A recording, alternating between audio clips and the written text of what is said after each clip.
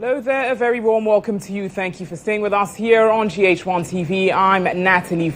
News Tonight begins now. A look at our top stories. President Mahama nominates 7 Court of Appeal judges to Supreme Court. Edu Buahene, wife and 2 others plead not guilty to 11 counts of charges including stealing, conspiracy to steal, defrauding by false pretenses and money laundering in the misappropriation of $7 million in the procurement of a cyber defense system for the country. Also ahead, former Auditor General Daniel Domelovo calls on President Mahama to immediately dismiss all appointees who have failed to declare their assets.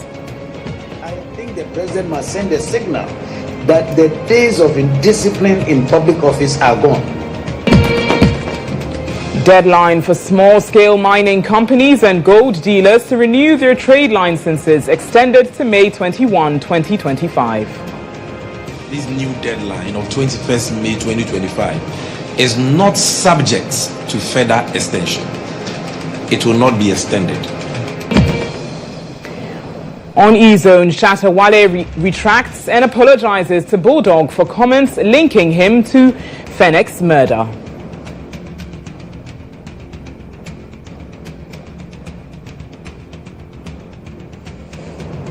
Those are top stories here on News Tonight, here on GHOne TV, all across the world, live on Facebook and X at GHOne TV.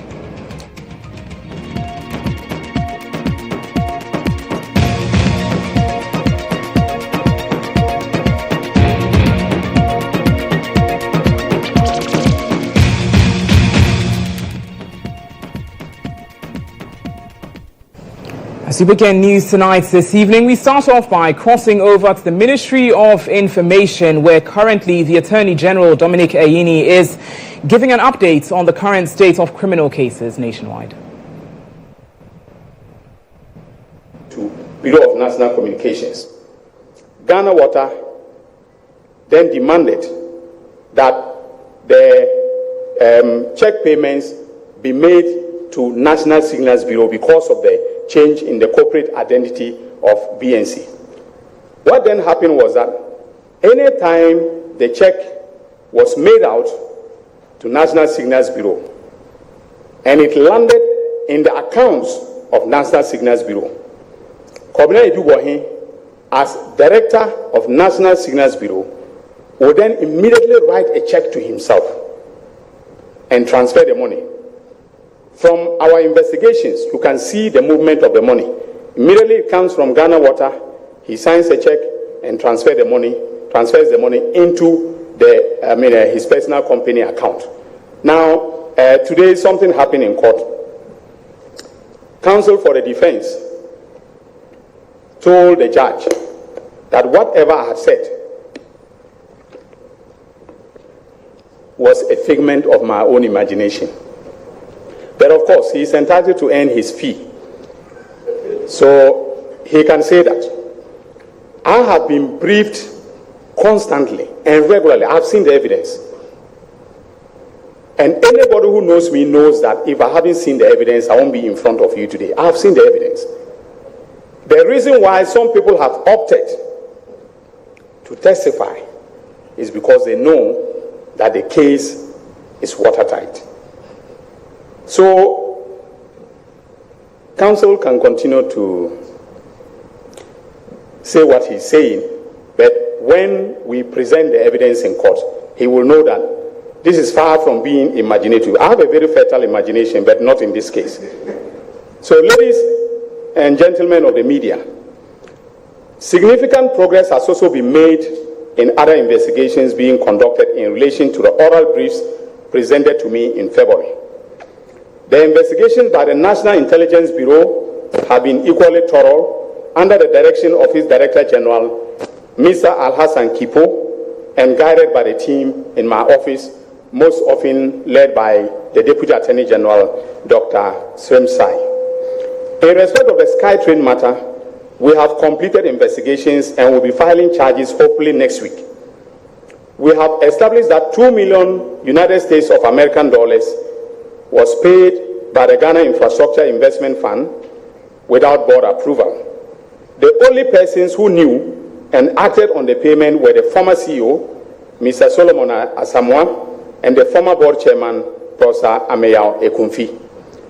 Both will be charged next week. The docket is ready. We know the charges we are filing against them, so they will be charged next week.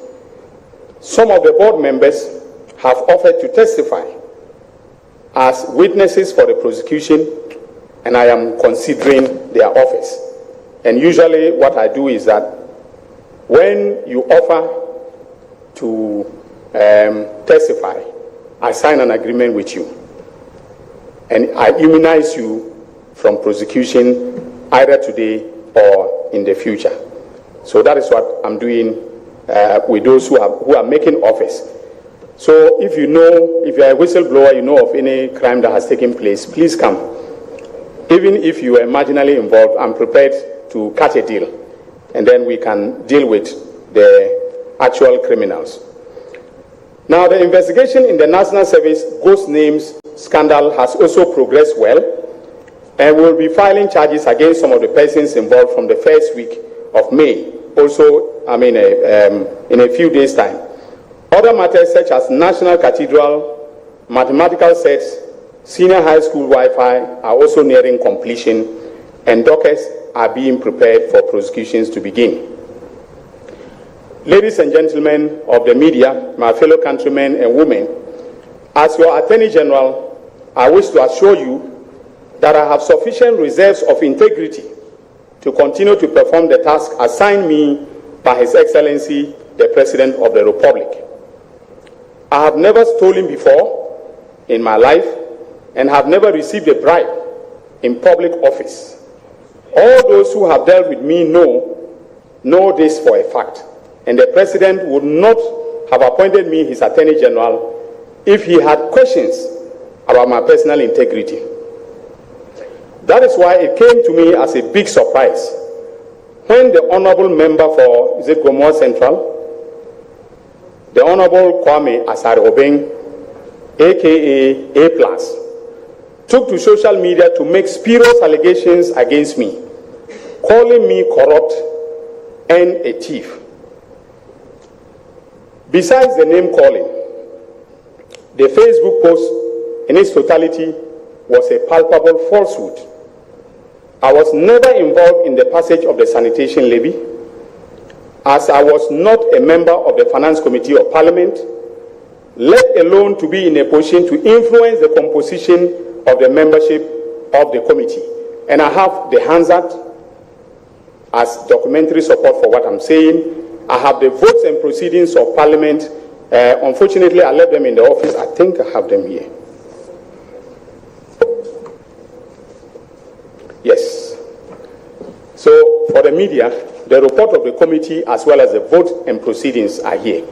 If you want to do some research on the matter that he alleged that I was involved and I channeled, I made sure that the membership of the committee was, changed, and then the monies from the sanitation levy were channeled to my friend, and so on and so forth. I'm not friends with whoever was the beneficiary of the sanitation levy. But interestingly, A+ warned me in the post not to do anything silly and that he will come after me if I did. That is laughable. First of all, I do not act silly because I think through the consequences of my actions, not only for my person, but also for others. That is what we were taught in Notre Dame Minor Seminary, and I am proud to say, without fear of any contradiction, that I have kept faith with that principle. Secondly, the threat is laughable because I have nothing to hide. I am reliably informed that his basis of saying that I am corrupt and a thief is that I took campaign contribution from a businessman at East Legon known as Dr. Sledge, and that he also knows the people who donated pickups for my campaign. Now, ladies and gentlemen, if receiving donations for your campaign or getting a pickup for a campaign is thievery, or corruption, then there are 276 thieves in Parliament, including the person who was making the allegation himself.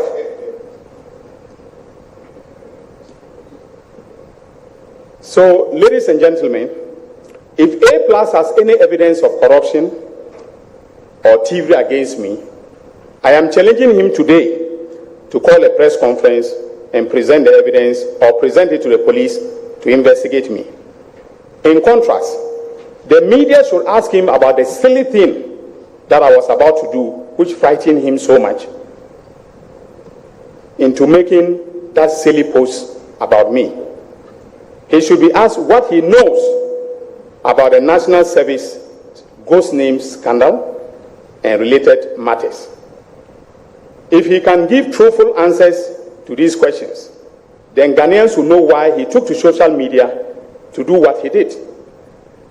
But let him be warned that in my hometown of Zorongo, we do not fear mud being thrown at us. On the contrary, we walk into the mud to deal with the person doing the mud slinging. And I am prepared to walk into the mud with A+. Because what I have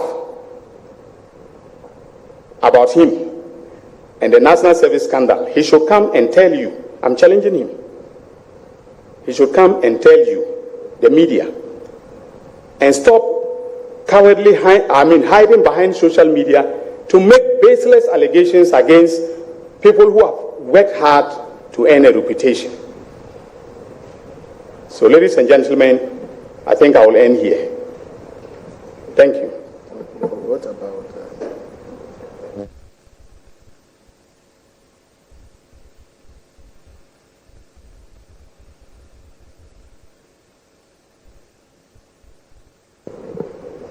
Thank you very much. I have just been reminded that we have made a decision to charge Mr. Kobina Iduboahi and other accomplices in the Ghana water scandal separately. Okay, so in a few weeks, we'll be filing separate charges against him. And the amount of money in the Ghana water scandal is in excess of 62 million Ghana cedis. 62 million Ghana cedis. That Ghana water, that sometimes does not have money to pay for chemicals to purify your water, had to part with, purportedly for the provision of secured internet services by a government agency. That is what happened. I thank you very much for your attention, and once again, sorry for the delay in addressing you. I think we can now take questions unless you are satisfied with everything I've said. Okay. Thank you very much. Ayini speaking there, addressing the media on the current state of crimes across the country. And as you heard, touching, of course, on that of the National Signals Bureau, which will bring you further details on, as well as SkyTrain and National Service ghost names, among others. You're watching News Tonight here on GHOne TV. In other news, President John Dramani Mahama has nominated 7 justices of the Court of Appeal to be considered for appointment to the Supreme Court. Presidential Affairs correspondent Abdul Hanan Adam has more.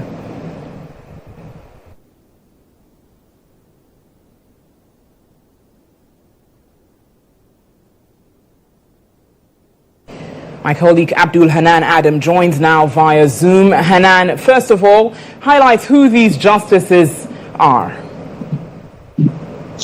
Well, Natalie, the president made his particular nomination in accordance with Article 144, Section 2 of the 1992 Constitution.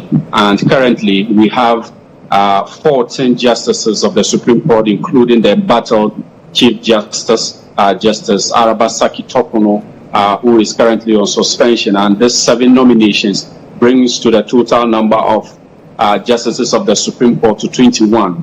And currently we have Justice Bafuboni, who is in acting capacity at the moment. And so let me quickly run you through the names of those who have been nominated. We have Justice Dennis Dominic AJ, who has been nominated, and he was, until today, he was an appeals court judge who was nominated by the president, and he is also one of the elected judge of the African Court. He was nominated in July 2022 to serve the term of 6 years, and he's also one of the 9-member advisory committee of the International Criminal Court.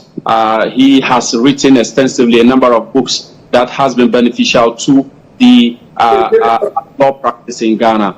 6 books to his credit, and so he many people believe that his promotion to the Superior Court of the land is one that doesn't surprise many, and it is well deserved. And another person who has been nominated by the president is Justice Philip Bright Mensah, and he graduated from the Kwame Nkrumah University of Science and Technology Law School in Kumasi, and he was also a member of the appeals court until his nomination by the president today, as released by the secretary to the president. We also have Justice Senyu Jamafe, who also became an appeals court judge as far back as 2010, where he was promoted from the High Court here in Accra to serve as that. And in 2018, he was elected by the Association of Magistrates and Judges of the Republic of Ghana to serve as its president. That was far back in 2018, where he attained that. I also have Justice Kweku Tewia Akabuafo. We also have Justice Afisatu Amalibuba. We also have Justice Janapari Battels Uju. And we also have, last but not the least, Justice Simon Suribari. These are the persons who have been nominated. And like you rightly indicated briefly in your intro, these 7 justices would be approved by the Judicial Council of the Republic of Ghana, and later would have to go through vetting when parliamentary convenes after their break at the moment. And so these individuals, by far, from the things that we are picking in the World Cup Commission, that committee that probed the World Cup issues, also very experienced, and as we speak, he is the president of all the justices of the Court of Appeal in Ghana. And he's also been someone who's been long overdue. A lot of people have mentioned that he ought to be at the Supreme Court even by now. Justice Kweku Tewia Akabuafo has been mentioned there. Is one affable judge, one strong judge.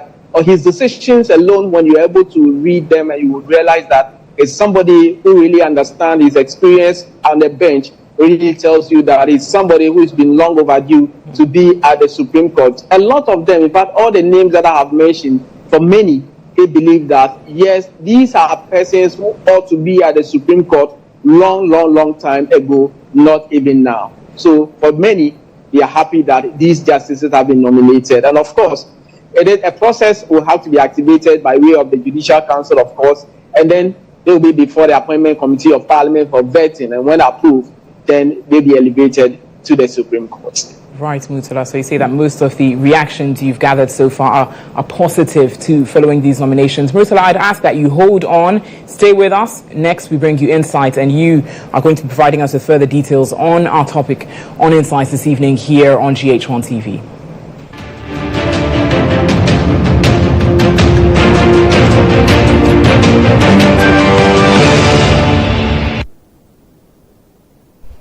On Insights tonight, former National Signals Bureau NSB Director General Kwabena Edu-Boahene and his wife Angela Eje Boateng and 2 others have pleaded not guilty to criminal charges, including stealing.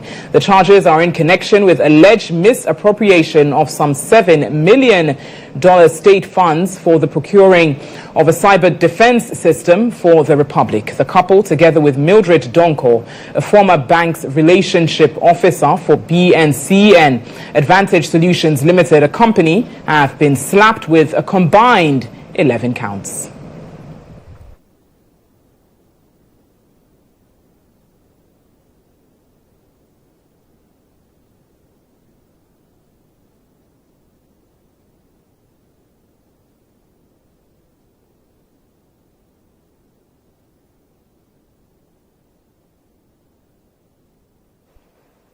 Well, Legal Affairs correspondent Murtala Inusa is still with us on Zoom to further probe this story. Now, Murtala, first of all, just run us through these charges proffered against Mr. Edu Boahene, his wife and 2 others, which they have currently denied. Run us through them. So, Natalie, if you look at the charge sheet that's filed, in fact, it was filed this afternoon, a few minutes after 12 p.m., and the accused person herein, they are 4 in number. Kwabena Edu Boahene, of course, the first accused person, the wife, Angela Eje Boateng, the second accused person. The third accused person here is in the person of Major Donko, and the 4th accused person here, it's a company, and that company is Advantage Solutions Limited, the company owned by the accused person herein, being directors and all of that. But out of the 11 counts of which cumulated is about 8 charges, the charge of stealing appeared, money laundering appeared, and of course, using public office, misappropriation of public funds, and of course, conspiracy of a sort, all of them appeared. And what is interesting about this whole matter is that, remember that a few weeks ago, when the Attorney General had his maiden press conference and addressed the nation about this whole matter, at that point in time, the matter was before GHOne, and GHOne had admitted them to bail, but they were of the view that if you look at the bail sum, it's onerous enough, and so they went to the High Court, and the High Court, presided over by Justice Rubiaite, had them and then reviewed the bail condition to 80 million Ghana cedis with 2 sureties. Today, once they made an appearance, the charges were read to them, their plea were taken, all of them pleaded not guilty to the charges leveled against them. And their lawyers, led by Samuel Atachia, made a prayer to the court for them to be admitted to their previous bail. One of the things that they mentioned was that they have been complying with orders given by the High Court, differently constituted. And so they are law abiding, they are not flight risk as we speak. They are on red alert in all the entry and exit point of the country. So there's no need for the court to remand them. The Attorney General, Dr. Dominic Ayine, in his response to that, said ordinarily he wouldn't have opposed to the grant of bail. But what he is asking the court is to the effect that Friday, and on Friday, the court expects both the Attorney General, the defense lawyers, and the accused persons to appear before the court. And when they appear before the court, it will not be in open court. It will be in camera. The reason being that the Attorney General made references to certain information that has come, and some of them are very sensitive matters. So the court said, I'll meet you in chambers and then decide whether the bill that the court said it should be on as we speak should be the situation, or the court would take a different view. If the court decides that it's revoking that particular decision taken today, it means that Kwabena Edu Boahene, probably on Friday, the court will remand him. But if the court thinks that the processes or the information provided by the Attorney General is something that it doesn't reveal any security concerns of any sort, then the court will ask that the bail that they are on it, they should still remain. But what is clear is that they have been officially charged, their pleas have been taken, all of them have pleaded not guilty, and the court is saying that they should for now remain on their previous bail conditions until Friday. Inusa, our legal affairs correspondent, thank you so much for the updates. There, you're watching News Tonight here on GHOne TV. Well, let's return to our earlier story regarding the nominations of 7 justices of the Court of Appeal to be considered for appointment to the Supreme Court. That's after Insight.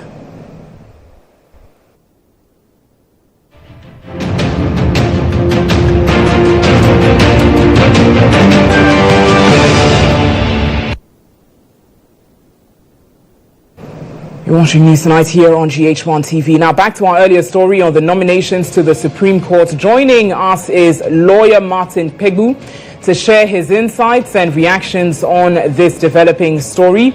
A very good evening to you. Thank you for joining us this evening. Now, you heard earlier our correspondents touching on this, and what's your initial reaction to it, given the fact that President John Dramani Mahama has been accused of somewhat, if I could put it as, packing his own or preferred people following the suspension of the Supreme Court judge?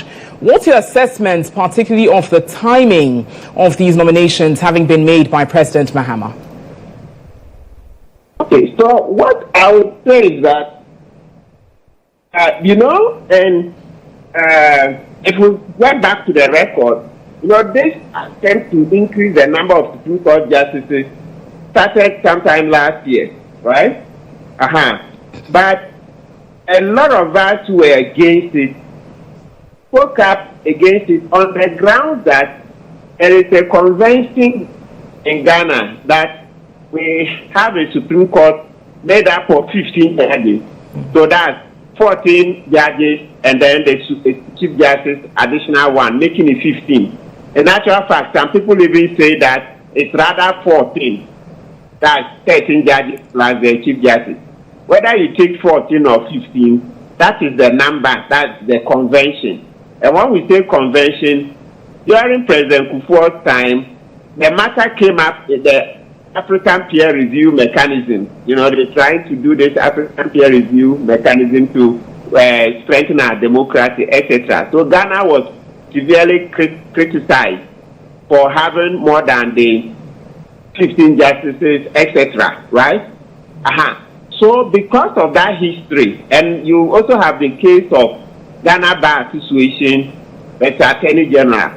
That was the case that concerned at the time, Mahama wanted to appoint some new justices. So you have Justice Puaman, and then, so that's the one that brought in Justice Puaman. But at that time, there was also Justice Mafusang, and then I think Professor Mensah Bonsu. So when the Judicial Council made a list, long story short, the President told Justice Puaman, and the Ghana Bar Association was not happy because they felt that Justice Mafusang should have been chosen, Professor Mensah Bonsu, etc. So he went to court, right? Then the court said that no, when the list is made, once the Judicial Council considers it and takes it to the President can choose any person on the list. So let's say if the list is made up of 5 people, the President can go and choose number 5. He's not bound to choose number 1. But what the President cannot do is that when the Judicial Council presents the list, he cannot ignore the list and go and choose different people.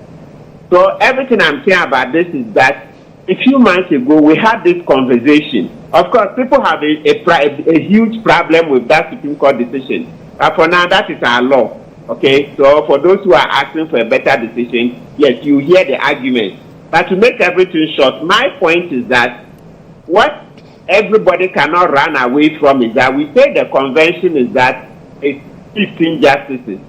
So if you're going to make appointments that take the justices beyond 15, then let's have a debate first. Let's discuss why the need for the extra.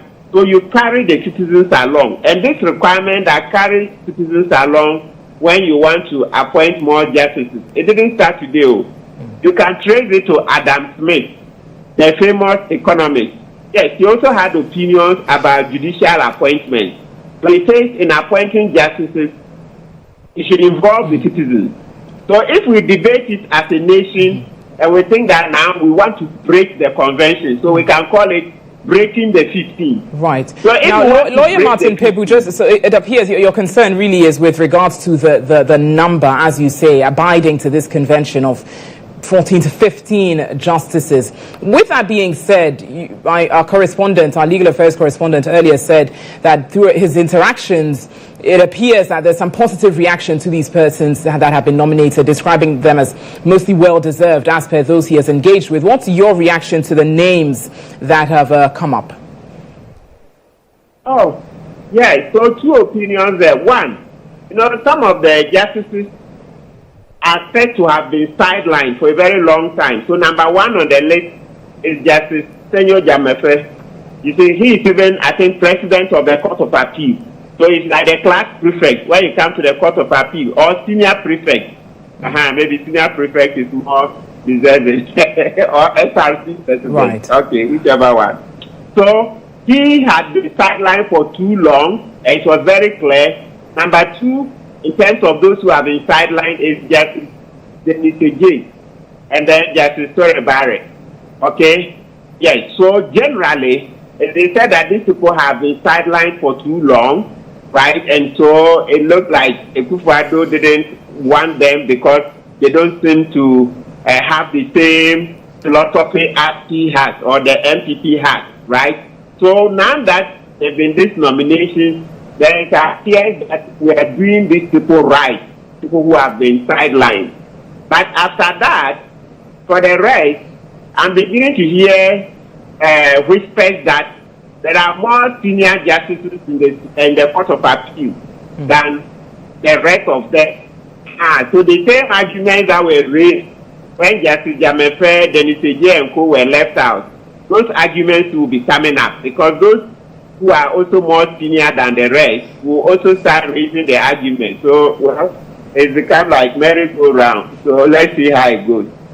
Well, Lawyer Martin Pebu, as always, thank you for joining us this evening here on News Tonight and sharing your reactions to that story, which is on President John Dramani Mahama, who has nominated 7 justices of the Court of Appeal to be considered to appointment to the Supreme Court. Certainly more on it subsequently. You're watching News Tonight here on GHOne TV. More news coming up shortly. Before we turn to some other stories, the former director of the Ghana School of Law, Dr. Kweku Ansah Asari, has firmly dismissed the Ghana Bar Association's, that's GBA's, demand for the publication of a prima facie determination against the suspended Chief Justice Gertrude Arba Esaba Saki Tokonu.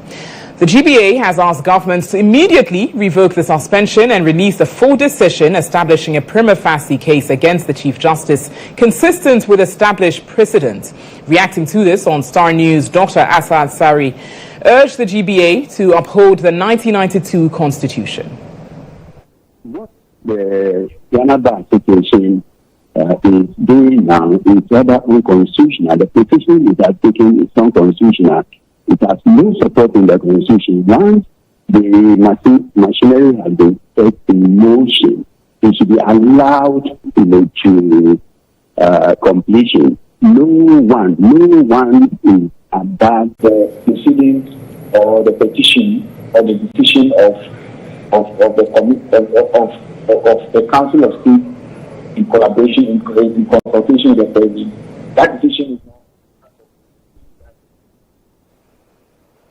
The former Auditor General Daniel Yao Domelovo is calling on President John Dramani Mahama to immediately dismiss all appointees who have failed to declare their assets. A report by the Fourth Estate indicates that 55 appointees of the John Mahama administration have defied the president's ultimatum to declare their assets by March 31, 2025.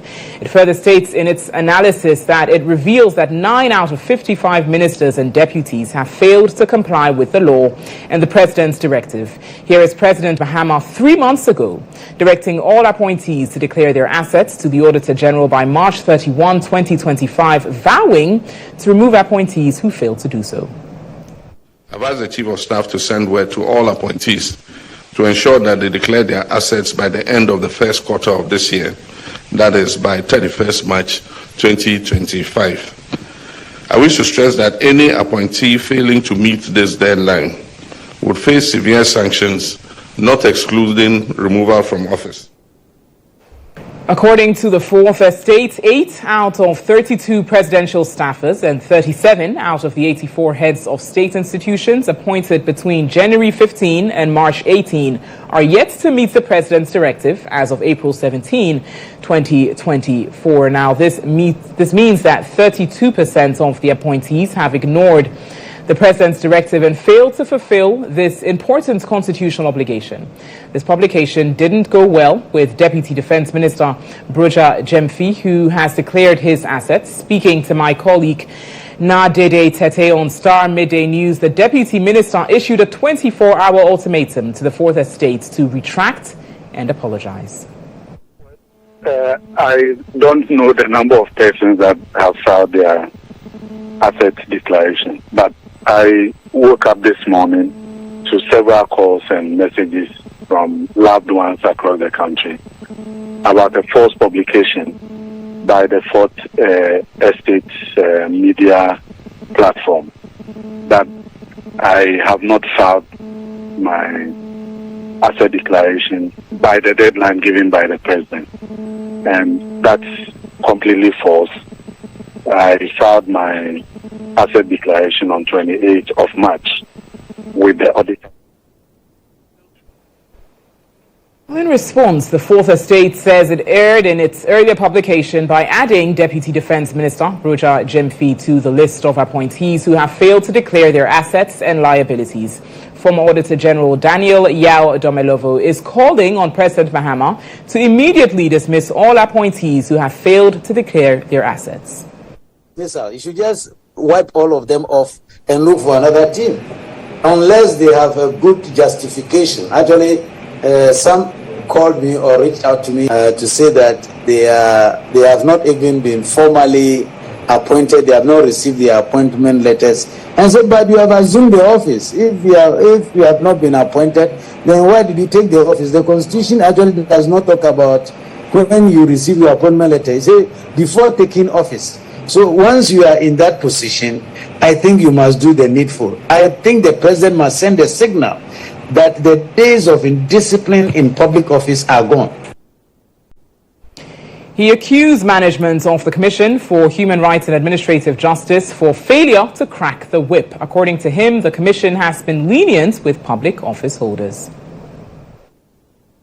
Point is that we have gotten to where we are because the Commission for Human Rights and Administrative Justice, which should have whipped public office holders who refuse to declare their assets and liabilities, have been too lenient to them in the past. And anytime there are no consequences for misbehavior, it brings about impunity. That is what we are seeing.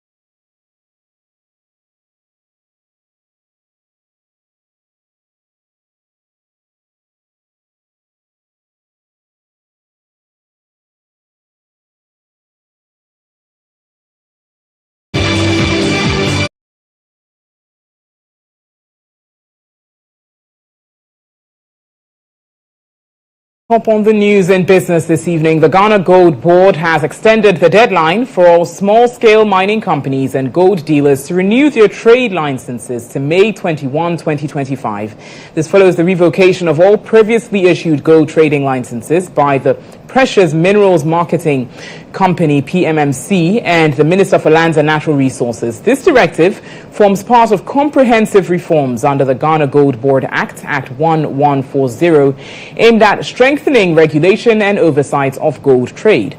At a press conference, Acting Chief Executive Officer of the Ghana Gold Board, Sammy Gyamfi, issued a strong warning to both Ghanaian citizens and foreign nationals against violating the provisions of the Ghana Gold Board Act and other relevant laws governing gold trading in the country. He particularly cautioned locals against fronting for foreigners, emphasizing that such practices are illegal and will be met with strict penalties. Obed King Gaglo has more. April 14, 2025, the Ghana Gold Board directed all small-scale mining companies and gold dealers to renew their licenses ahead of the initial deadline of May 1, 2025. Under the new regulatory framework, the Ghana Gold Board is now the sole legal entity authorized to buy, sell, assay, and export artisanal and small-scale mining gold in Ghana.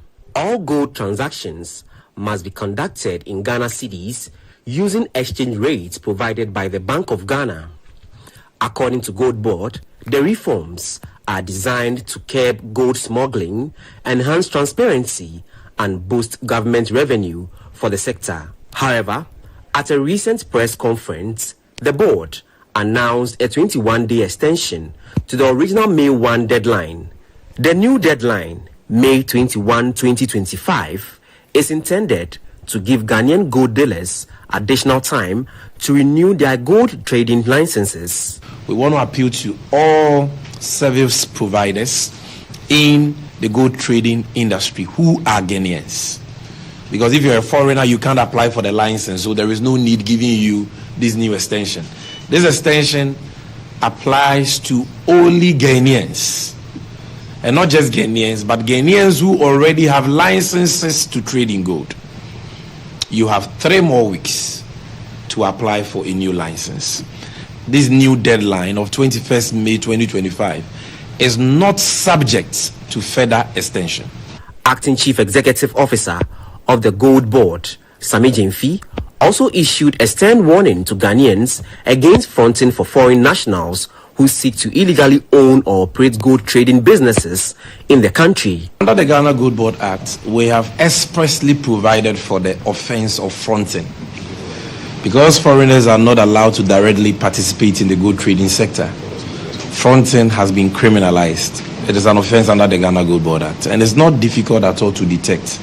So for Ghanaians who want to sidestep the law and assist foreigners to undermine the national interest, they should be rest assured that they will be found. Their sins will find them out. It wasn't difficult at all for us to know in the case of these suspects that there was a Ghanaian fronting for them. Meanwhile, the Ghana Gold Board has reached an agreement with 9 large-scale mining companies to buy 20% of their gold output locally for the country. The landmark agreement was reached after a series of negotiations between the management of Gold Board and representatives of the mining companies who are not part of the Bank of Ghana Domestic Gold Purchase Program. Well, that's all the business news. Next, we bring you sports news with Joelle Champong.